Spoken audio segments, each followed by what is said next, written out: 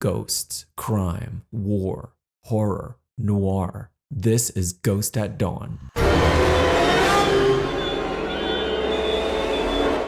Looking for something that breaks the mold? Look no further. This is survival horror reimagined. Ghost at Dawn is yet another title I'm covering developed by a single person.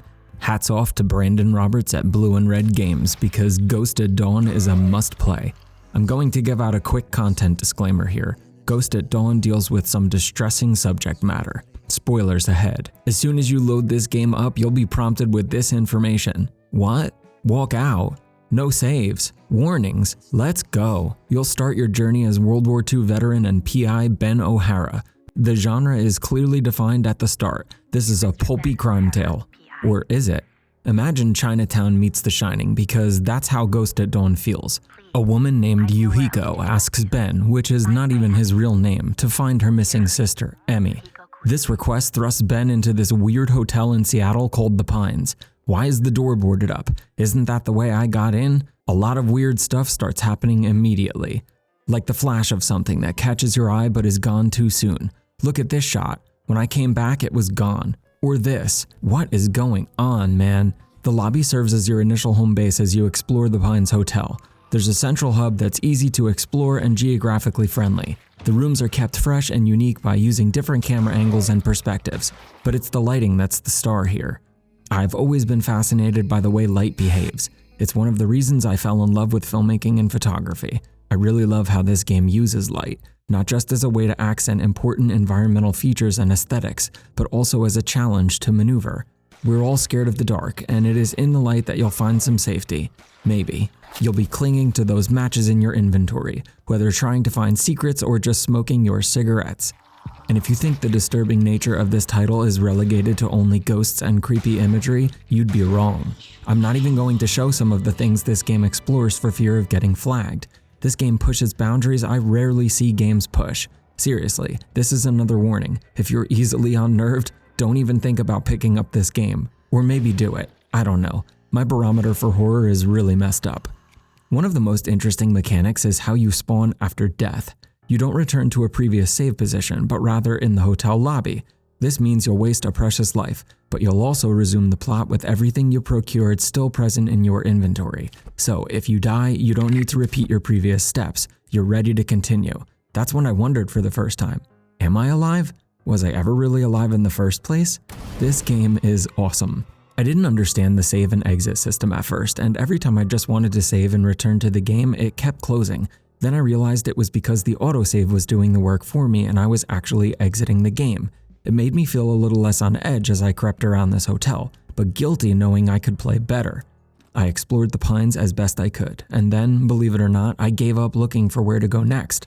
I embraced the dark, put my fear aside, and submitted to dying. Knowing I was on my last life, I thought, okay, I'll start from the beginning again and be more smart about my choices. I'd joined them. I waited for the title screen to appear and then found myself in the lobby again, except I wasn't controlling Ben any longer. I was controlling Yuhiko. Dude, I don't even know what to say anymore. This is just so fresh. Rarely do narratives present twists this well. I couldn't put the controller down. You can probably hear the smile in my voice. Ghost at Dawn also feels a little bit like a giallo and features some of the staples, murder, mystery, and the taboo. It even features genre aesthetics like vibrant, saturated colors juxtaposed with grim subject material. Somehow the game manages to throw these wonderful jump scares at you and still balance it with the levity of a really smooth soundtrack. If things get too hectic, you can always just smoke a cigarette. Everything about the hotel is intriguing, from the cast of characters you'll unfortunately never meet because many are dead, to the posters of Donna King. Who was she, and why did she appear to be the greatest lounge singer in history? As with most games utilizing fixed camera angles, perspective is key, but it's utilized exceptionally well in Ghost at Dawn. No two shots feel the same, and focal points are often easy to spot, but don't think you won't still have to work a bit to find things. For example, every hotel room features a bathroom, but some are less obvious than others. You'll have to rely on your instincts to know there's likely more to the room than is quickly perceived. Backtracking is exciting and forces you to reconsider running through those places you've already been. Ghosts will spawn when you least expect them to, and though jump scares are often considered cheap, they manage to make me jump every time. Item management, though a challenge, is made easier by the use of dumbwaiters throughout the hotel.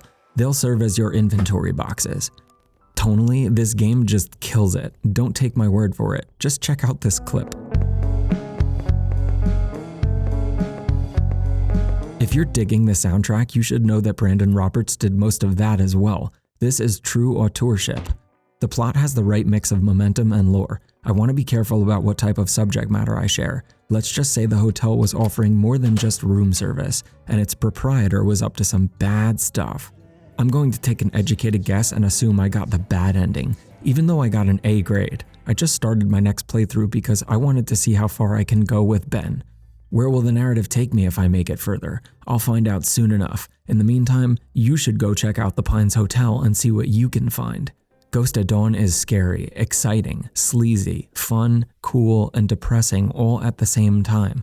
It blends the supernatural with pulp crime, which is a perfect marriage for a survival horror title. I highly recommend it, but only for those who aren't easily disturbed. The subject matter is harrowing. Most importantly, it's full of surprises, which is something I can't say about a lot of games. Check out Ghost at Dawn.